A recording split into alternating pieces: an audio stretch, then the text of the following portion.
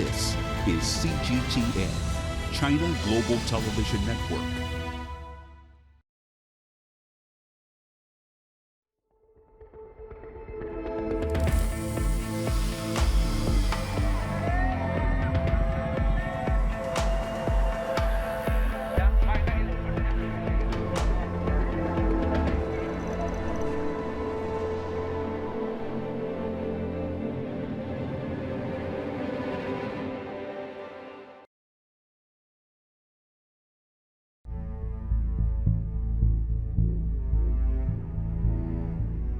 In the new era that is coming to Iraq, you will be free to build a better life.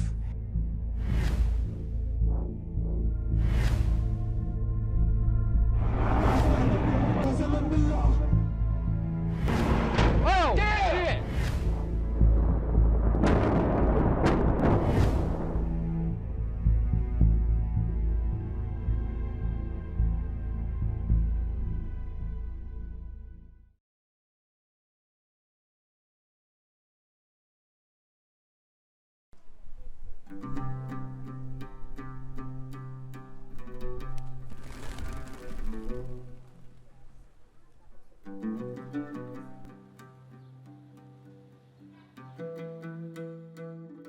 Basra is the biggest port in Iraq and the center of its petrochemicals industry.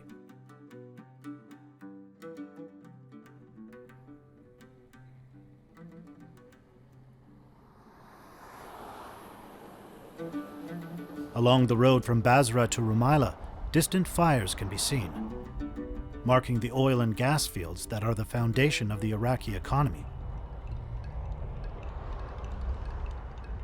The desert is also littered with scrap metal plants, testament to a dark episode in the city's recent history.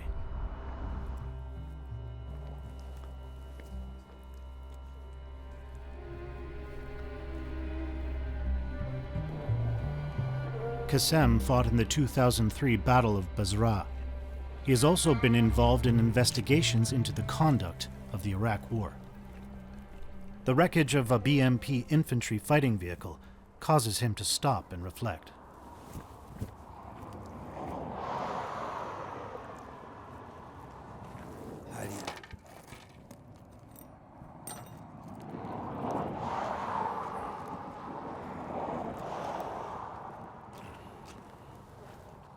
هاي العجلات العسكرية تنضرب بالطائرات الطائرات الأجنبية، وأكثر شيء الطائرات البريطانية والأمريكية اللي ضربت القطاعات العسكرية. ثالث 2003 استمر بالمعركة معنا نهاية الأيام الشتاء تقريبا.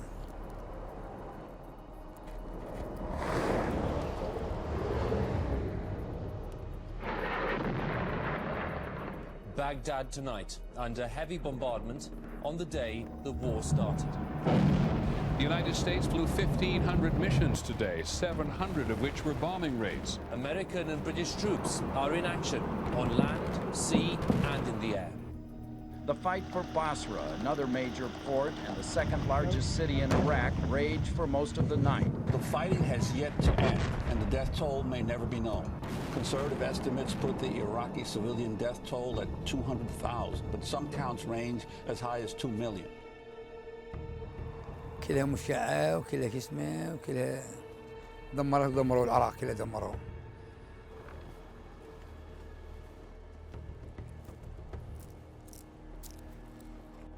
هاي المنطقة بيها ألغام شوية وما نريد. هذا لغم هذا اللي أمامك هذا. The war is over. The guns have fallen silent, but danger still lurks. هذا لغم قديم. هذاك مال سيارة ومال أشخاص. أنا وأنت ايش فوزعين. أي شخص أي سيارة خفيفة تدوس عليه رأسه ينفجر.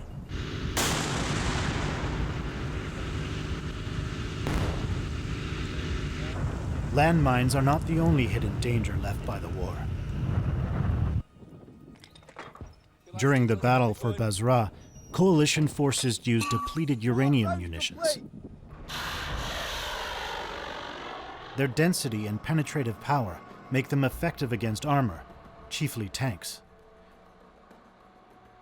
Depleted uranium, as a chemotoxic and radiotoxic heavy metal, is classified by the International Agency for Research on Cancer as a Group 1 carcinogen.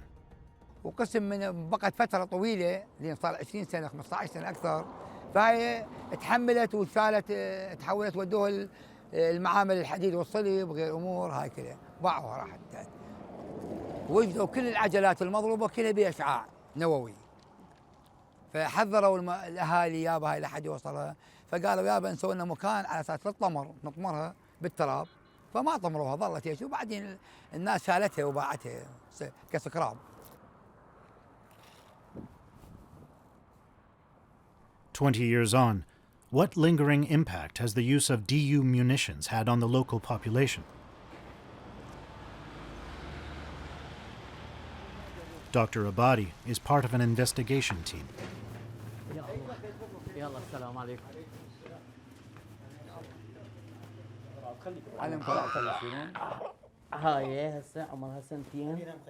Dr. Abadi studied radiology at Baghdad Medical College in the 1970s. Today, he's a senior radiologist based in Basra.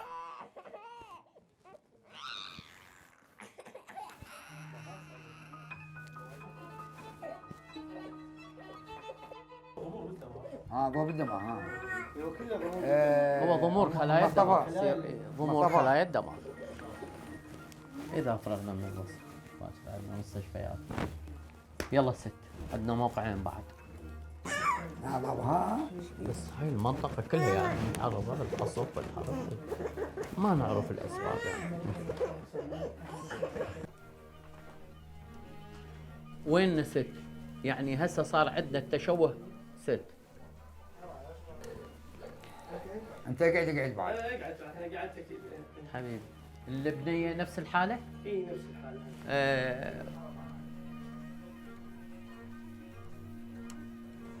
ست، هسه صار عندنا 4 بيشن تشوه خلقي ولا 4 بيشن نتيجة هذا 4.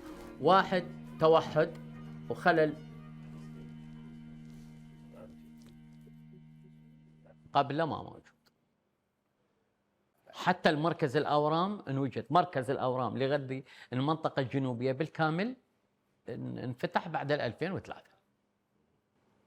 عام 2003 كنت في مستشفى الصدر التعليمي، وهو المستشفى الرئيسي المركزي بالمحافظة، وكان عنوان الوظيفي مالتي رئيس المصورين الشعاعيين الأقدم بدائرة صحة البصرة.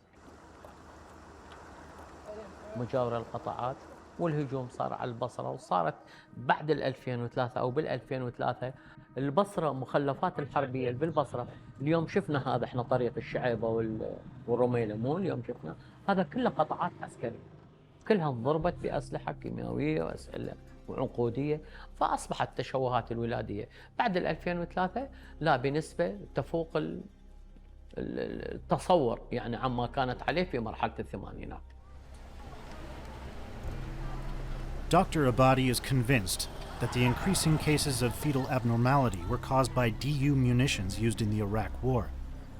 But this was not the first time the U.S. military entered Iraq. It's believed that U.S. forces also used DU munitions against Iraq in the 1991 Gulf War. According to Dutch NGO PAX, following the 1991 war, Iraqi doctors reported increased rates of birth defects and cancer in Iraq. However, the WHO, due to a funding shortage and under intense political pressure, failed to launch a full investigation. The International Atomic Energy Agency estimates that following the 2003 invasion, the U.S. military deployed up to 1,700 tons of DU in Iraq. It's known that targets subjected to a DU attack will remain radioactive for many years. Anyone approaching them is at risk of inhaling poisonous materials. The United Nations Development Program has warned about the pollution from DU residue found in destroyed armored vehicles and even in groundwater.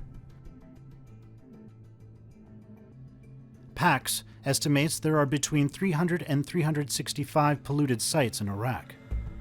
Basra is the most seriously affected. A January 2021 report in BMJ Global Health by a team of researchers from the American University of Beirut revealed a positive association between uranium exposure and adverse health outcomes. DU is known to cause cancer, birth defects, immunodeficiency, and even death. ملاحظة يمكن تعرفوها أنتم، هو ليش سمي بالمرض الخبيث؟ لامتلاكه فترة حضانة عالية. الأورام السرطانية، الكانسر، تيومر، أي ورم، اوستومالايتس اوف بون، كلها تظهر من 10 إلى 20 سنة. فهاي المنطقة اليوم زرناها، هاي من تطلع من الزبير الآن توصل للناصرية، كلها الوحدات الخلفية للقوات المسلحة العراقية. فإحنا نقيس على مراجعين المستشفى الأورام السرطانية، يعني عدد مذهل مخوف يعني.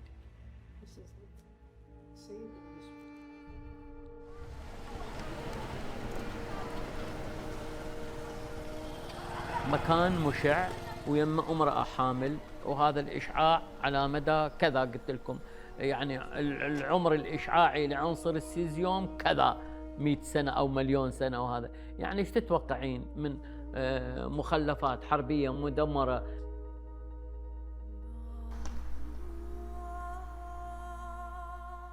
بعدين من ارتحلوا من الزبير اجوا لهنا، ومثلها وعلى شاكلتها آلاف، مو واحدة واثنين.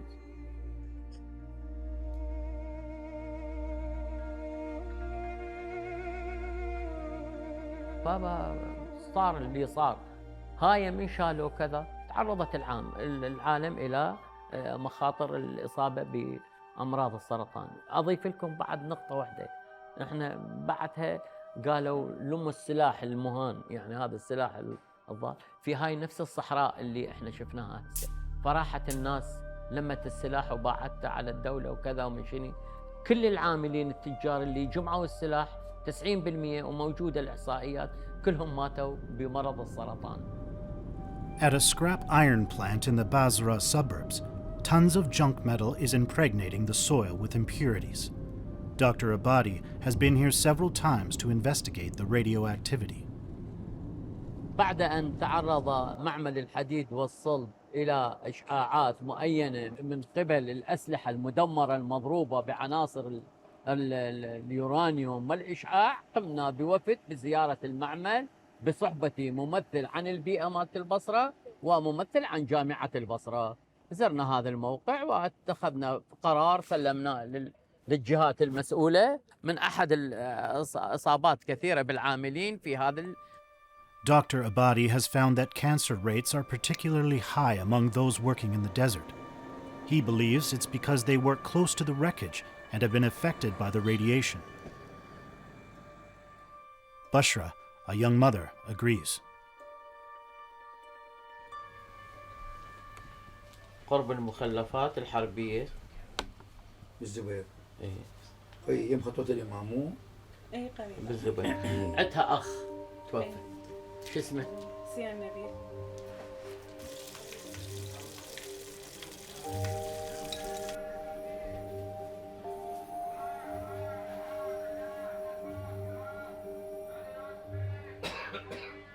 البصرة حيانية، حي الحسين، حد عمري 16 سنة يعني بقيت فيها.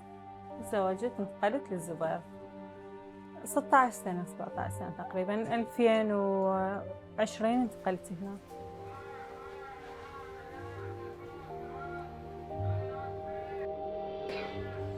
هي هاي السيارات كانت بها بوقتها اكو دبابات يعني وكل شيء اكو، مخلفات شلون ما تقولين مال حرب موجودة، لأن كان معسكر هو اكو أصلاً كان يعني هنا. سنة 6 أشهر سخن، السخونة كلش عالية، ارتفع درجة الحرارة عنده وصلت 40، وطلعت حرارة بحلقة يعني انطقاق. نمت بيه بالمستشفى 12 يوم، ظلوا يعطونا إبر. فطلعت بيه، ورا ما طلعت بيه ظل تصبح لأن هي ما تتحرك، عبارة بس عن نايمة وهاي يعني وتبكي، يبكون يعني كانوا دائما يبكون، بكي مستمر. والريتاج نفس الشيء، يعني نفس الحالة. هسه اللي عندها ريتاج دائما أنام بيها بالمستشفى يصير عندها التهاب بالأمعاء، تنتفخ بطنها، إزرار ماكو، ظل يوم يومين يلا إنها تظل تطلع إدرار، وصدرها هم نفس الشيء. يعني أقل هاي من تمطر الدنيا شوية هي رأستن تتغير عندي، يعني إذا تمطر عندي ريتاج رأستن تتمرض تنق أو تصير حارة.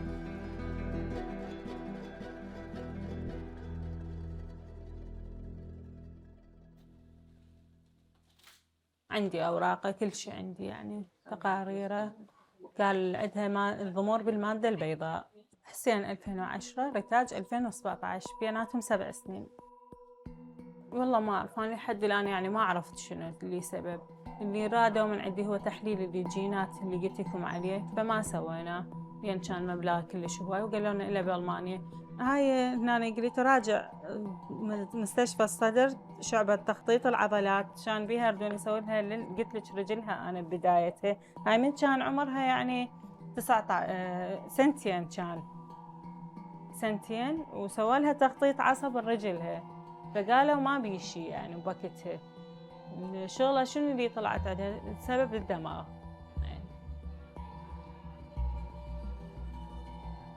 Despite being pregnant at the time, Bushra had to make regular visits with her son to the hospital, where he could receive vital oxygen treatment. هيجي ولادتي، أنا بنات عندي 2 زينات الكبار، فاطمة وشهد، بس حسين وريتاج هم اللي يعني صار الصغار صار هيك بيهم.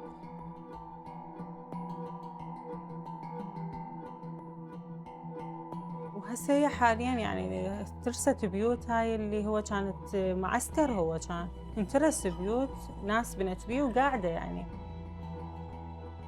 بنوا وقعدة وقاعدين وحياة سعيدة. قلت الوعي التفكير، أصلا تقولي له يضحك علي شيء، شنو يصير.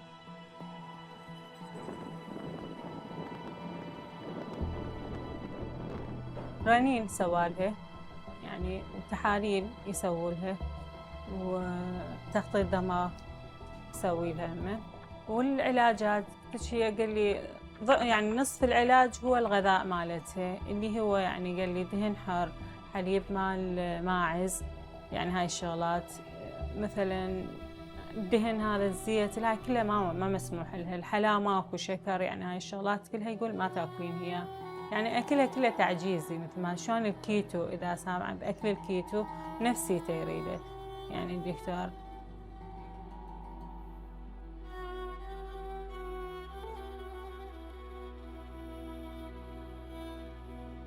ظهري الفقرة الخامسة يعني ضربت عندي، عيوني ما أشوف بيهم، حالتي النفسية كل شيء، يعني كل شيء تدمر بيه. أنا حتى تصوري هاي طلعة ما أحب أطلعها، تعودت يعني بيتي وأقعد يعني على أطفالي، وهاي يعني أشوفهم أتعذب، يعني لا يحكي وقلت مثلا فلان شي بيه، يعني هذا الشي يوجعني، لا ماكو.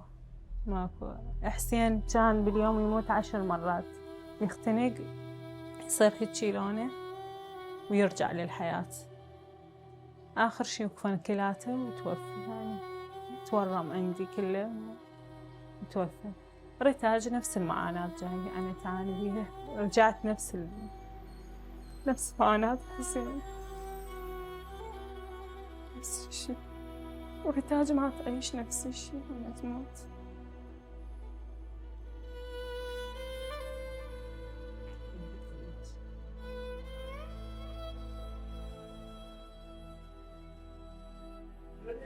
You remember your life before this?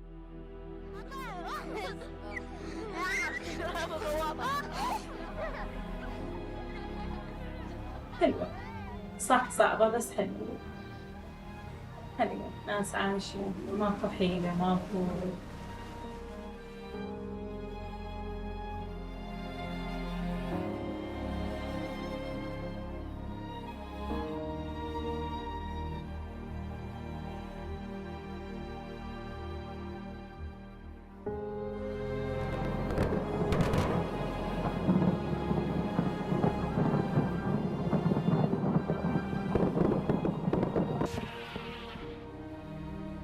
وفقد الكثير من شبابه وناسه. قلت لك احنا عندي انا اقاربي طبيب اختصاص باطنيه نفس الشيء، هم انصاب بمرض السرطان وتوفى وياي بالمستشفى الصدر التعليمي.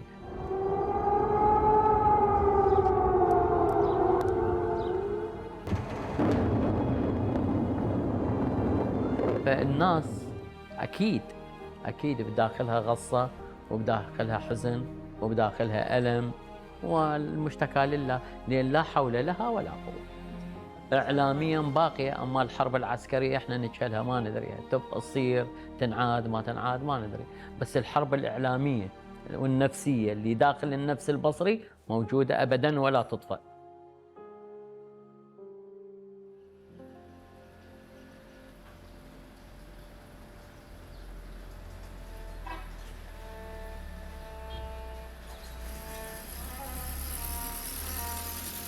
It is often said that time is the best healer. However, one of the greatest cruelties of war is that time can foment yet more death and misery. Inadvertently passing through a contaminated area or drinking contaminated water can cause cancer that will reveal itself a decade later. War is cruel also, in that it can end a life in a moment, but leaves the living with a lifetime of regret, sorrow, and bereavement.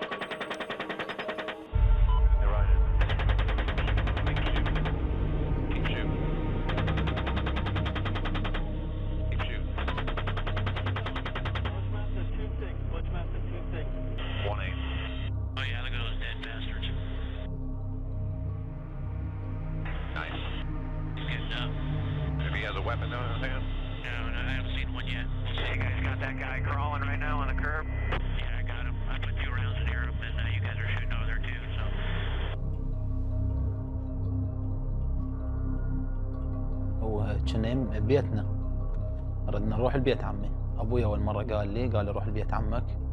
جيت اطلع كان يقول لي لا اوقف، نروح سوا بالسياره. طلعنا انا وابويا واختي اللي بينا، كان يقول لي روح وياكم. طلعنا رحنا البيت عمي، قعدنا شويه وهذا طلعنا. المهم طلعنا طبينا بالفرع الثاني، هسه طبينا بيه ورجعنا. لقونا قدامنا جيش المهدي. شفنا عالم يعني ميته يابسه محترقه، وايرات مقطعه كهرباء. شلنا الصحف، قالوا شيلوا الصحف في جيش المهدي. شلنا الصحف، صعدوا هم صعدوا، ابويا بس فتح لهم الباب صعدوا الصحفي. حركنا مسافه تقريبا اقل المتر، ضربوا ابويا بصدره، الامريكان قدامه. Clear. Clear. After the first attack, Sajed was with his sister in his father's van. His father got out to help the wounded, but the helicopter launched a second attack, this time targeting the van. 12-year-old Sajed and his sister Dua were badly wounded. Their father was killed. 2 reporters from Reuters also died at the scene. من انضربنا قلت لك صاروخ، ضربوها الطياره، ضربوا السياره. انا ما ادري بنفسي، يعني شلون اقول، صواب حار. حسيت باختي دم قام ينزل من راسها، كانت وصله يمه مسحت راسها. انا ما ادري، ايدي متعوره، رجلي متعوره، ظهري، بطني، كلهن ما ادري بيهن. مسحت الدم من اختي 5 دقائق 6 دقائق، قلت لك جو الامريكان اخذوها طبوها ببيت اللي قدامنا.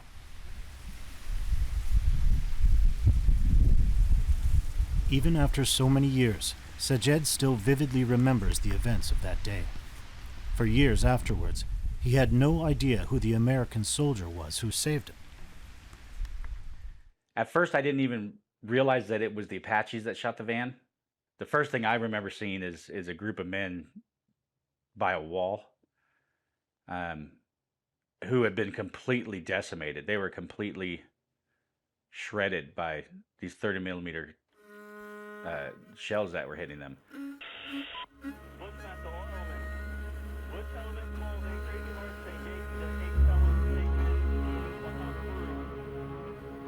And I didn't want to even look at it, but then I heard a little girl crying coming from the van.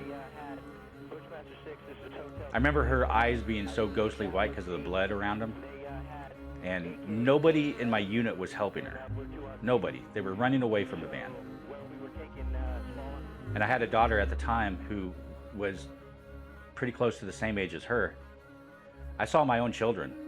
There was no difference in that child and my own. And so I immediately, without even thinking about it, I scooped her up and I took her into the house behind where the van was shot. There was a guy in there hiding in his kitchen from the shooting, and I asked him to get some water, and he brought in a bucket of water, and that's when I was cleaning the little girl off, and this little girl's crying, she's hurt. You know, I take my gloves off and I'm picking out the glass that's in her eyes, because every time she blinks, it's cutting her eyes more. And I kept thinking to myself, I'm like, what are we doing? These are babies.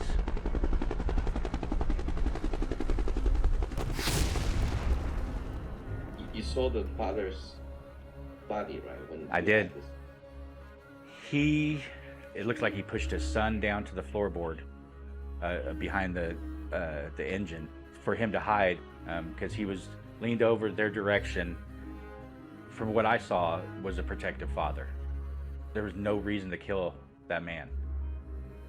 And I looked in through the driver's side of the van, and that's when I saw the little boy take like a exasperated, like a labored breath, like, and then come back, and it shocked me. I just started screaming out, "The boy's alive, the boy's alive." And I run over to him and I scoop him up, and I have him, I'm cradling him, and I look down at the boy and I'm saying, don't die, I've got you, you're gonna be okay. And hold on.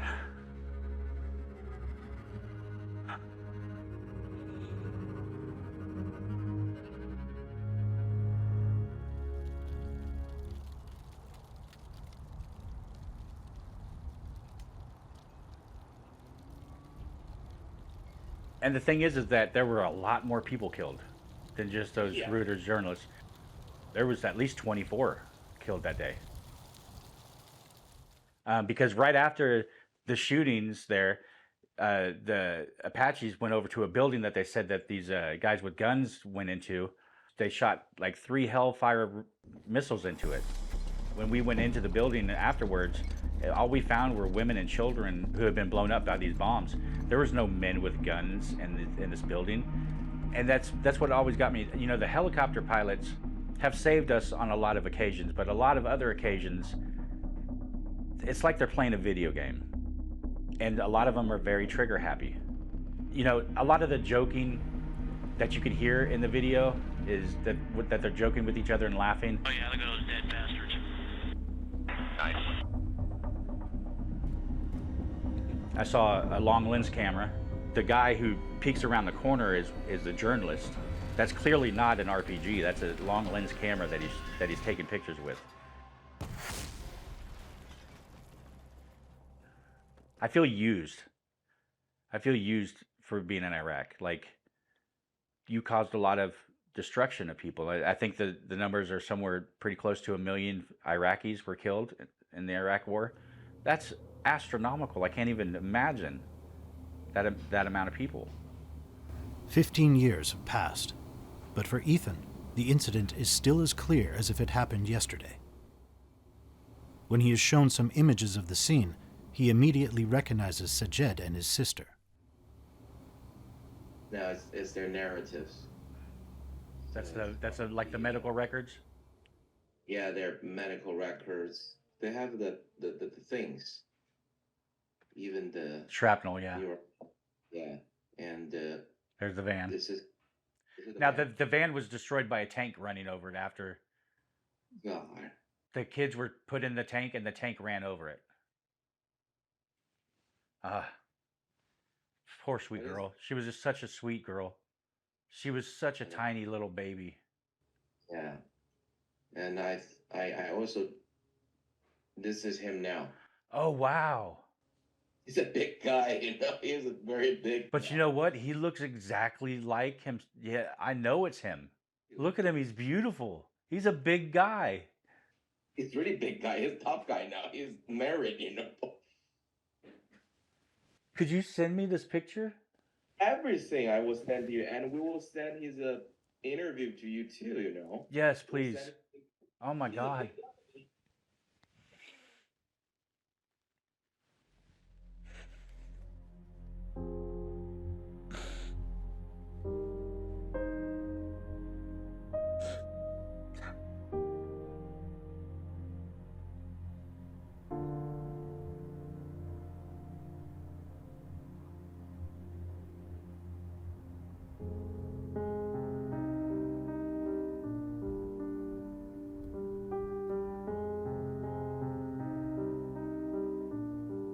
Have you ever tried to find these two kids?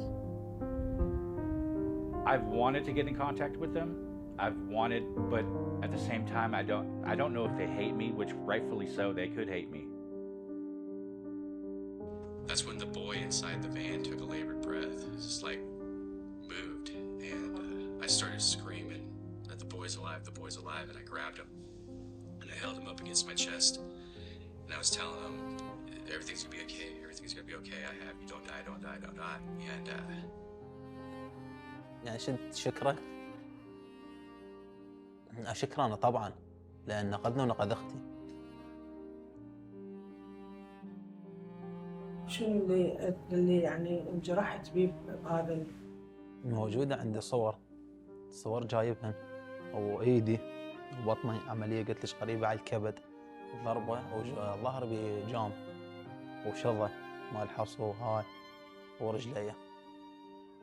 يعني رجلي شذية طابة منا طالعة منا ومن هنا هميان طالعة من هنا. واختك شلون كانت اصابتها؟ اختي كانت براسها والعملية مالتها قريبة على الحجاب الحاجز وبيدها.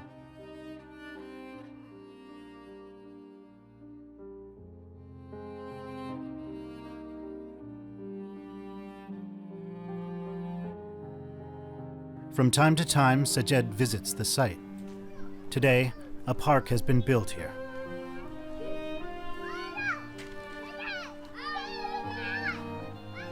Children are playing innocently, just as he and his sister did years ago.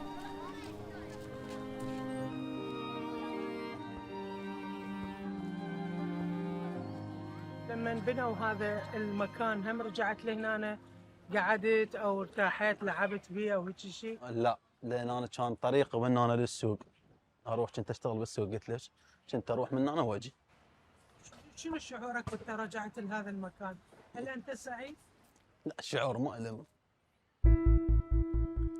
يعني تعيد ذكرياتك، انت ابوك مات قدامك، صدمه يعني كبيره. وانت قريب جدا من بيتك. يعني هاي من هنا بيتنا من الطب تقريبا 11 بيت، 10 بيوت هو بيتنا.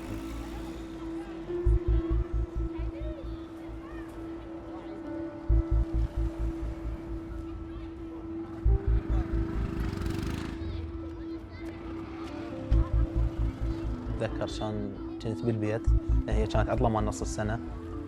كنت بالبيت كان عندي بايسكل طلع بي علي العصر افتر.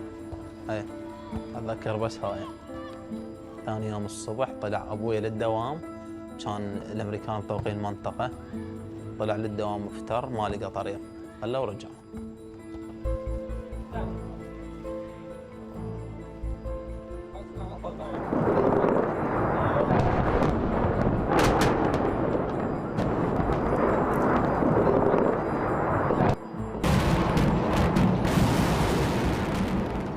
كنت صغير اني كانت نسمع انفجارات، طبوا الامريكان سووا بلان شيء مثل داهموا المنطقه، لو كتلوا فلان كتلوا هيك، سووا مداهمات على البيوت مرات. شيء يعني صدمه انت صغير وهيك تسمع. Back in 2003, the U.S. invasion kept Sajed and his family in a constant state of fear. Ethan takes up the story. I had a good paying job here in the States and as a civilian, and I was making good money. I had my own family and everything. And what really changed my mind was September 11th. I believed everything that I was taught growing up. And I was angry. If you attack us, I want to attack you. I wanted to kill Muslims. And so I knew at that point I had to go join the military. They'd sent me to 2nd Battalion, 16th Infantry Rangers. And then when I joined the military in basic training, they had this way of telling you that if you didn't kill the Muslims, that somehow they were going to miraculously show up in your living room and kill your kids. And for the brainwashing part, that works. We had a pretty gung-ho commander who was all about having SOPs like 360-degree rotational fire whenever we were hit by an IED. So he'd want the soldiers to kill everybody on the street. It was always try to draw fire from somebody and return fire. Use yourself as bait and then kill the enemy. Well, who's the enemy?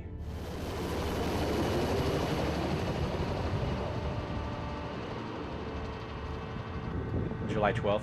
That was a very hard day for me, but it wasn't the first hard days, and it definitely wasn't the last. But something inside of me that day definitely changed. I couldn't justify what I was doing in Iraq. And I felt, even though I didn't pull the trigger that day on those kids or anything like that, I was still a part of that system that hurt them. And so that takes a personal toll on you. I have severe PTSD. I tried to commit suicide when I came home, more than once. Well, and I'm not the only one that, since we came home, there's, in my unit, there's been about 4 guys to commit suicide. There's also quite a few who have gotten cancer from being over in Iraq. That comes from us being around the burn pits that were there, that we had on the FOBs, that they were burning anything and everything in those, and we'd be sleeping right next to them, just breathing them in. It also probably comes from the depleted uranium rounds that we were firing and stuff. So those 30 millimeters is uranium things? Yeah. So I'm breathing it is, I'm down there on the ground. And we all were.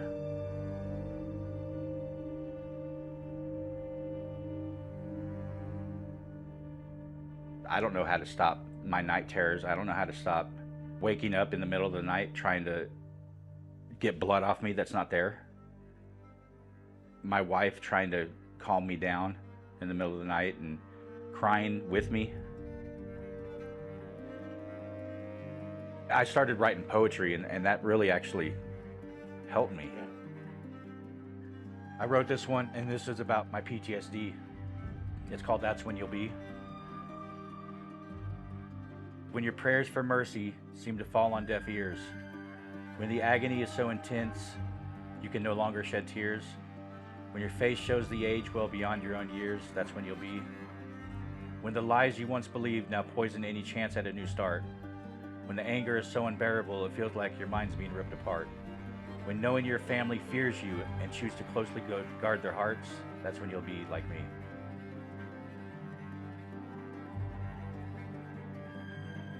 We should have never been there.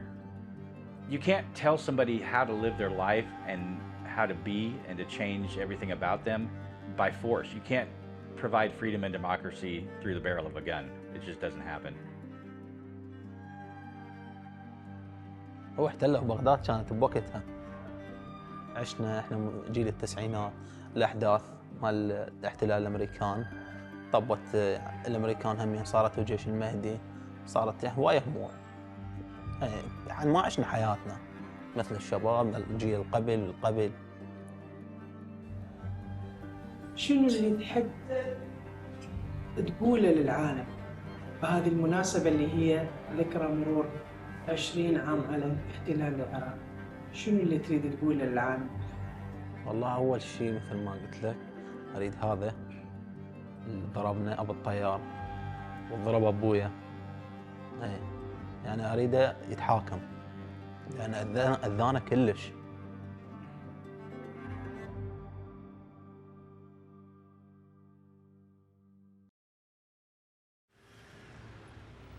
War is a feast of death. War brings destruction. The country is destroyed, lives are destroyed, and civilization is destroyed. Under fire, people will either live or die. Survival becomes their overriding concern.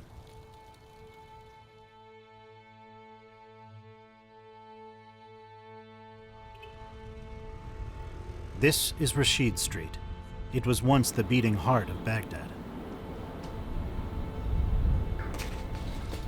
After the war broke out in 2003, the government closed the street. It reopened in 2016, but the shadow of war remains.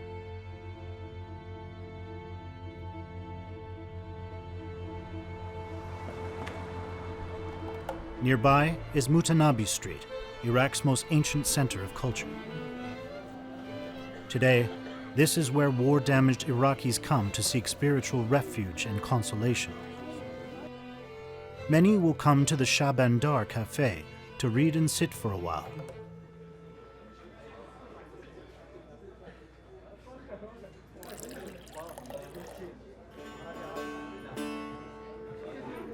Time has stood still here. Since it opened in 1917, people have come here from all over the world to exchange thoughts.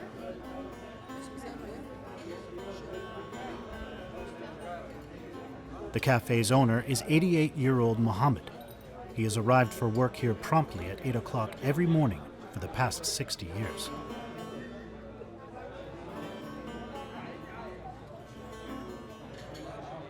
هذا المكان يعود ملكيته إلى عائلة الشابندر. بنيت هاي البناية سنة 1904 عند دخول بريطانيا إلى بغداد. حيلت إلى مقهى الشابندر 1917. بال 63 آلت إلي إدارتها 1963 واستمرت من ذاك اليوم.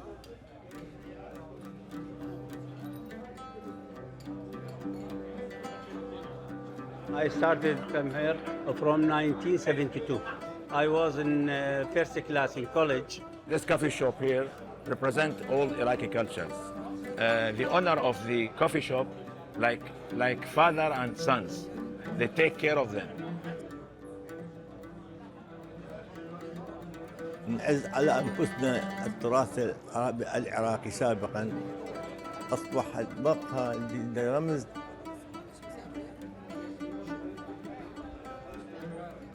وأصبحت الرمز مالها المقهى الثقافية الوحيدة تقريبا اليوم في بغداد. Even after the war broke out in 2003, Mohammed was determined to keep the cafe open. He wanted Baghdad to retain at least one cultural oasis. However, war is cruel, and it inevitably destroys everything that's beautiful.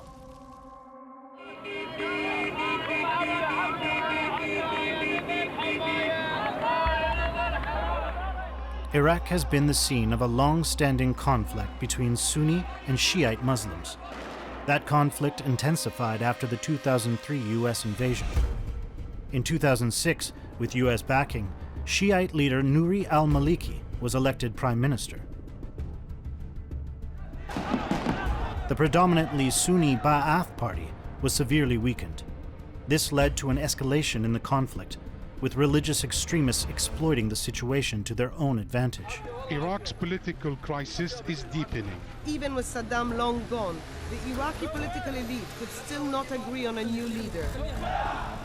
Now his followers are occupying parliament. Suicide attacks became a preferred weapon of the religious extremists.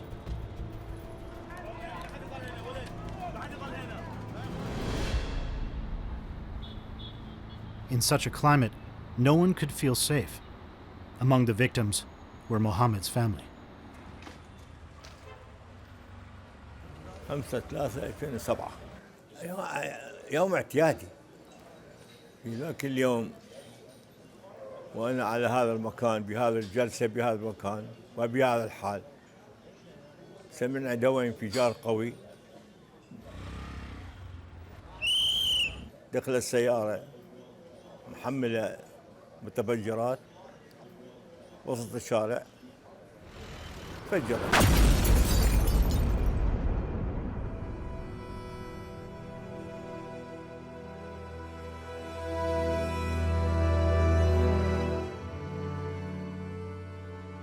The 1,000-year-old cultural street was destroyed in a car bomb attack.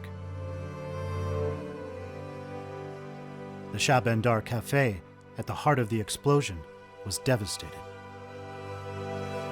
الشارع مال متنبي كان ذاك الزمان تمر بيه سيارات. سألوه قالوا له أنت ليش وقفت؟ محمل قرطاسية، هو محمل سجلات مال قرطاسية.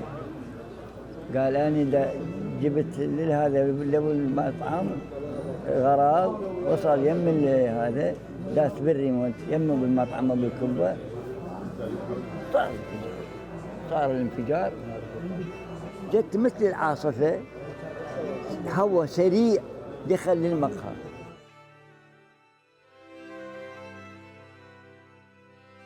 His cafe was the least of Mohammed's losses that day. Virtually his entire family was wiped out.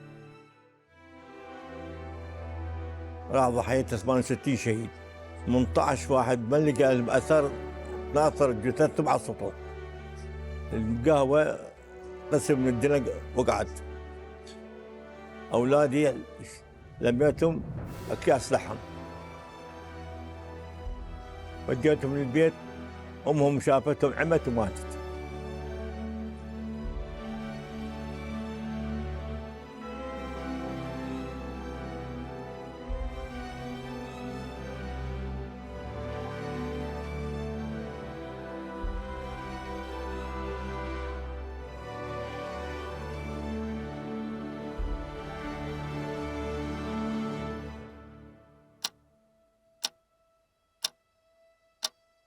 الوقت راح، المكان احترق كله، اتدمرت المكاين، الولد راحوا، ما قدرنا نطلعهم الا بعد 4 ساعات. اعتيادي. بعد يوم ثاني يوم من الانفجار ذهبنا الى الطب العدلي وطلعنا الجثث ورحنا دفناهم، ومراسيم الفاتحه صارت.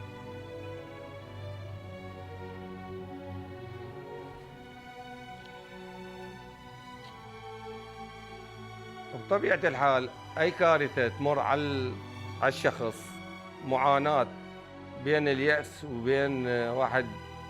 فطلعت للأردن وهذا ودورت على مكاين وشغلات، يعني معاناة صارت بيها شوية، تقريبا 2.5 سنين. أمانة بغداد عادت الشارع. Despite their grief, Mohammed and Abo resolved to carry on. 3 months later, Mohammed began rebuilding his life. بعد الحادث أول ما بديت خرجت الجثث من تحت الأنقاض 3 4 5 شهور. إذا الذاكرة رجعت للمقبر. كشخص مناضل ومكافح، عصام يكون نفسه بنفسه، عمره 11 سنة وكان متفوق بالدراسة، ترك الدراسة. هي عاش حياة يتم جابها عن طريق التعب، فهيك شخص يستحق. As Abo says, Mohammed has spent a lifetime facing up to hardship. In a symbolic gesture, he changed the name of his cafe to Shabandar Martyrs Cafe. Today, he remains committed to preserving everything he loves: the cafe, his family, and Iraqi culture. علاقتي ويا الناس فرقتها وانهدمت وعدتها وكذا. الصبر والتراث لازم يبقى، عدتها مثل ما كان التراث سجلت رمز تاريخي.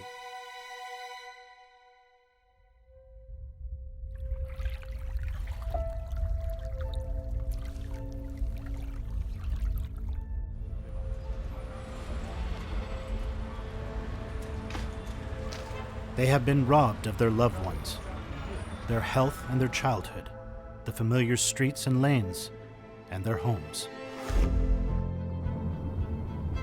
Still today, the Iraqi people are suffering. In Basra, metal wreckage still litters the roadside. The shell holes are still imprinted on the children's playgrounds. And the number of refugees and the incidents of violent crime are on the rise.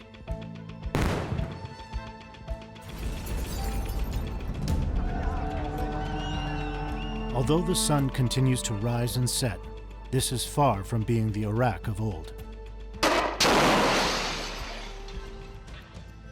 As a testing ground for Apache helicopters and DU munitions, today it's littered with shells and mines.